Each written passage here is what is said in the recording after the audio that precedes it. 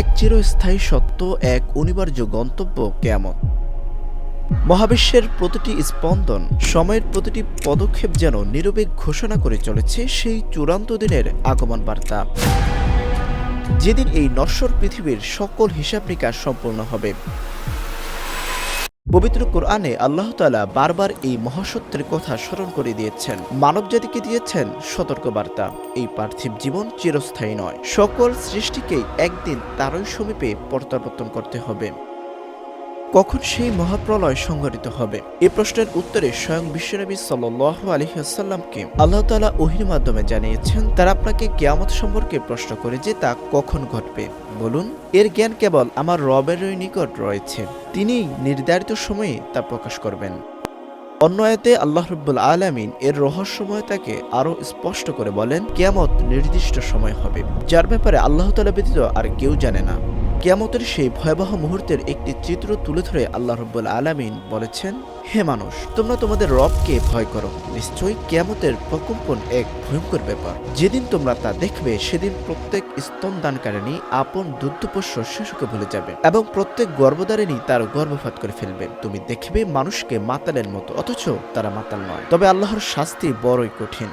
এই মহাজ্ঞান আল্লাহ তাআলা নিজের কাছে গোপন রেখেছেন এক বিশেষ উদ্দেশ্যে। আল্লাহ তাআলা বলেন, কিয়ামত অবশ্যই আসবে, আমি তা গোপন রাখতে চাই, যাতে প্রত্যেকেই তার কর্মানুযায়ী ফল লাভ করে। পৃথিবীর বয়স যতই গড়িয়ে যাচ্ছে, আমরা ততই সেই নির্ধারিত সময়ের নিকটবর্তী হচ্ছি।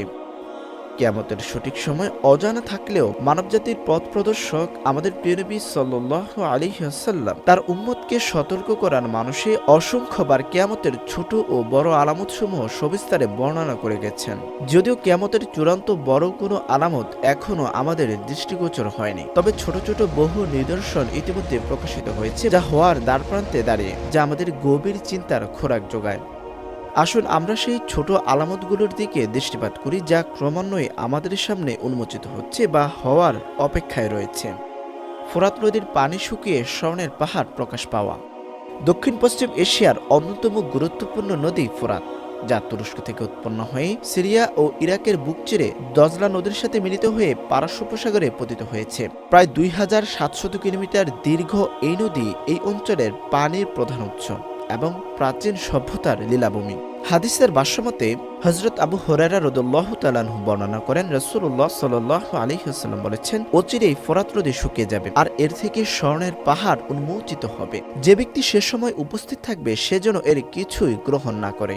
অন্য একটি বর্ণনায় এসেছে, কিয়ামত সংঘটিত হবে না যতক্ষণ না ফোরাত নদীতে একটি স্বর্ণের পাহাড় প্রকাশ পাবে। মানুষ তা নিয়ে যুদ্ধে লিপ্ত হবে এবং প্রতিটি দলের শতকরা 99 জন মানুষ মারা যাবে। তাদের প্রত্যেকেই বলবে, হায় আফসোস, আমি যদি বেঁচে যাওয়া ব্যক্তিটি হতাম। সাম্প্রতিককালে বাঁধ নির্মাণ ও পানি বন্টনের জটিলতায় ফোরাত নদীর পানির স্তর আশঙ্কাজনকভাবে হ্রাস পেয়েছে, যদিও স্বর্ণের পাহাড় এখনও পূর্ণরূপে প্রকাশ পায়নি। প্রখ্যাত হাদিস বিশারদ ইমাম ইবনে হাজার আসকালানী রহমাতুল্লাহি আলাইহির মতে, এই ঘটনা ইমাম মাহদীর আগমনের ঠিক পূর্বেই ঘটবে। আরব ভূখণ্ড সবুজ তৃণলতায় ভরে যাওয়া। আরবের মরু অঞ্চল, বিশেষত মক্কা মদিনার শুষ্ক প্রকৃতিতে সবুজ তৃণলতা বা নদ নদীর প্রাচুর্য সাধারণত অকল্পনীয়। কিন্তু নবী করিম সাল্লাল্লাহু আলাইহি ওয়াসাল্লাম ভবিষ্যদ্বাণী করেছেন যে ততদিন পর্যন্ত কিয়ামত প্রতিষ্ঠিত হবে না, যতদিন পর্যন্ত না আরব উপদ্বীপ গাছপালা ও নদীনালায় পূর্ণ হবে। 2023 সালে সৌদি আরবের মক্কা মদিনা সহ বিভিন্ন অঞ্চলের পাহাড় পর্বতের সবুজ ঘাসে ছেয়ে যাওয়া অবিশ্বাস্য দৃশ্য নেট দুনিয়ায় আলোড়ন সৃষ্টি করে। দেশটির national centre of meteorology NCM জানায়, অস্বাভাবিক বৃষ্টিপাতের ফলেই এই পরিবর্তন, যা পূর্বেও কল্পনা করা যেত না। অজ্ঞতা, ব্যভিচার, মদ্যপান ও নারীর সংখ্যা বৃদ্ধি পাওয়া। কিয়ামতের ছোট ছোট আলামত প্রসঙ্গে এক হাদিসে নবী করিম সাল্লাল্লাহু আলাইহি ওয়াসাল্লাম বলেন, হযরত আনাস রাদিয়াল্লাহু তাআলা আনহু থেকে বর্ণিত, রাসূলুল্লাহ সাল্লাল্লাহু আলাইহি ওয়াসাল্লাম বলেছেন, কিয়ামতের কিছু নিদর্শন হলো অজ্ঞতা প্রকাশ পাবে, দ্বীনি ইলম হ্রাস পাবে, ব্যভিচার প্রকাশ হতে থাকবে, মদ্যপান ব্যাপক হবে, পুরুষের সংখ্যা কমবে আর নারীদের সংখ্যা বেড়ে যাবে। এমনকি 50 জন নারীর পরিচালক হবে একজন পুরুষ। এই হাদিসের বর্ণিত প্রতিটি বিষয় বর্তমান প্রেক্ষাপটের দিকে যদি আমরা খেয়াল করি, তাহলে দেখতে পাই যে এই হাদিসে বর্ণিত প্রতিটি বিষয়ই বর্তমান সমাজে কম বেশি পরিলক্ষিত হচ্ছে। অন্যান্য প্রকাশিত ও প্রকাশমান আলামতসমূহ। হযরত আবু হুরায়রা রাদিয়াল্লাহু তাআলা আনহু থেকে বর্ণিত, রাসূলুল্লাহ সাল্লাল্লাহু আলাইহি ওয়াসাল্লাম বলেছেন, মানুষের মধ্য থেকে যখন আমানতদারিতা উঠে যাবে তখন তোমরা কিয়ামতের অপেক্ষায় থাকো। সময়ের সাথে সাথে এই গুণটি সমাজ থেকে লোপ পাচ্ছে। আব্দুল্লাহ ইবনে আব্বাস রাদিয়াল্লাহু তাআলা আনহু থেকে বর্ণিত, রাসূলুল্লাহ সাল্লাল্লাহু আলাইহি ওয়াসাল্লাম বলেছেন, আমার পরে পৃথিবীতে সর্বপ্রথম ইরাকে ফিতনা সৃষ্টি হবে। নবীজি সাল্লাল্লাহু আলাইহি ওয়াসাল্লামের ভবিষ্যৎবাণী আজ ইতিহাসের পাতায় সত্য হিসেবে প্রতিষ্ঠিত।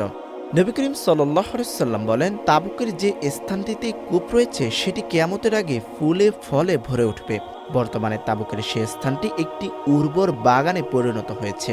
তিনি আরও বলেন, লোকেরা এত পরিমাণে সম্পদশালী হয়ে উঠবে যে কেউই যাকাত গ্রহণ করতে চাইবে না। বিশ্বের কিছু অঞ্চলে এর বাস্তবতা পরিলক্ষিত হচ্ছে। রাসূলুল্লাহ সাল্লাল্লাহু আলাইহি ওয়াসাল্লাম বলেছেন, যখন তোমরা দেখবে খালি পায়ের বেদুইনরা উঁচু দালান নির্মাণে প্রতিযোগিতা করছে, তখন কিয়ামত খুবই সন্নিকটে। এক সময়কার দরিদ্র আরব অঞ্চল আজ বিশ্বের সর্বোচ্চ অট্টালিকা যেমন দুবাইয়ের বুর্জ খলিফা নির্মাণে নেতৃত্ব দিচ্ছে। রাসূলুল্লাহ সাল্লাল্লাহু আলাইহি ওয়াসাল্লাম আরো বলেন, কিয়ামতের আগে মসজিদ হবে রাজপ্রাসাদের মতো। মসজিদগুলো আল্লাহর ইবাদতের স্থান হওয়ার পরিবর্তে বাহ্যিক সৌন্দর্যের প্রতিযোগিতায় লিপ্ত হওয়ার প্রবণতা দেখা যাচ্ছে। বর্তমান বিশ্বে সুদের যে ভয়াবহ বিস্তার ঘটেছে তা বিংশ শতাব্দীর পূর্বে এতটা প্রকট ছিল না। আজ অর্থনীতি ও লেনদেনের প্রতিটি ক্ষেত্রে সুদের আধিপত্য স্পষ্ট। হাদিসে বর্ণিত হয়েছে, কিয়ামতের পূর্বে এমন নারীদের দেখা যাবে যারা কাপড় পরিধান করা সত্ত্বেও উলঙ্গ থাকবে। বর্তমান যুগের পোশাকের বৈচিত্র্য ও ফ্যাশনের নামে অশালীনতা এই হাদিসের সত্যতা প্রমাণ করে এবং এর ব্যাপকতা ভবিষ্যতেও আরও বড় ইঙ্গিত দেয়। পরিশেষে বলা যায়, কিয়ামতের এই ছোট ছোট আলামতগুলো আমাদের জন্য এক একটি সতর্ক বার্তা। এগুলো প্রকাশ হওয়ার অর্থ হলো আমরা শীঘ্রই সেই মহাপ্রলয়ের দিকে এগিয়ে যাচ্ছি। তাই এসব নিদর্শনের প্রতি গভীরভাবে দৃষ্টিপাত করে নিজেদের আমল সংশোধন করা এবং আল্লাহর কাছে ক্ষমা প্রার্থনা করে পরকালের প্রস্তুতি গ্রহণ করাই প্রত্যেক মুমিনের কর্তব্য। আল্লাহ আমাদের সবাইকে সঠিক পথে চলার এবং কিয়ামতের ভয়াবহতা থেকে রক্ষা পাওয়ার তৌফিক দান করুন। আমিন।